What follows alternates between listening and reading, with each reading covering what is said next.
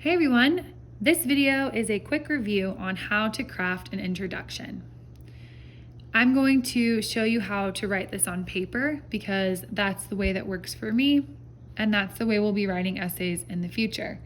However, for now, you should be crafting your introduction in our student materials while you follow along with this video. When we're crafting an introduction, we have to remember there are three key components. We always start with the hook, then we provide background information to our reader, and then we write our thesis. So let's talk about what each of these look like specifically and how to find them. First is the hook. We've said a million times that a hook is a statement to grab the reader's attention. You want to hook them in. Something that we may have done before coming to 10th grade is coming up with a hook from our own brain. This may have been things like imagine if,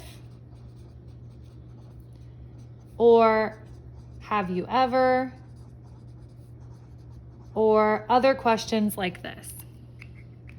We want to go ahead and move away from these statements now, because we want to find something higher level whenever possible.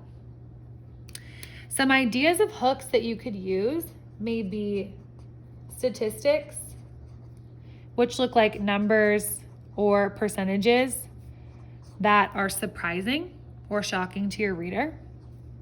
You may want to find a powerful quote from a notable, famous figure, or maybe an expert. These are the most common and the easiest ways to grab your reader's attention. An example hook might be, as found in your student materials, Archbishop Desmond Tutu once said that if you are silent in times of injustice, then you've chosen the side of the oppressor. Whatever it is that you choose to use here, I'm actually not going to give you an example. Whatever it is you choose to use here, you want to make sure that your hook relates to the topic of your essay. Don't need to create something here. Go off and find something powerful. Use your text, use your resources, and pull a one-liner.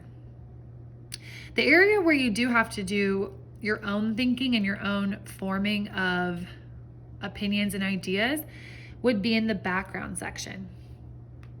A question I ask myself here is, what does my reader need to know in order to understand my thesis? What does my reader need to know in order to understand my argument?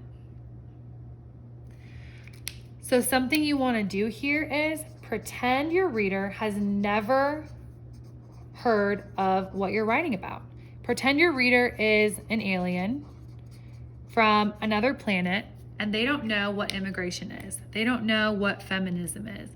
They don't know how the system of law works in the US. Whatever it is you're writing about, pretend that they know nothing about it, and then explain the who, what, when, where, and the why that they might need in order to get the rest of your paper. Who's involved? What are the sides? When did it start? Where is it taking place and why? Not all of those questions may be necessary, but use the ones that apply for you. Your background may be anything from 1 to 5 sentences, depending on your topic. This is also a place, if you choose, where you can introduce the sources that you plan to use to support your argument. Now, the last section of our introduction is our thesis. For this one, we just need to look at our Pass It chart.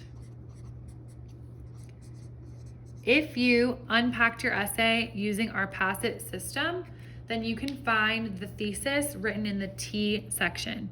You don't have to do any extra work. It's already there for you. Copy and paste it, write it again, and you're good to go. Hopefully this is helpful for you guys, and if you need some support with your body paragraphs, let's watch the next video.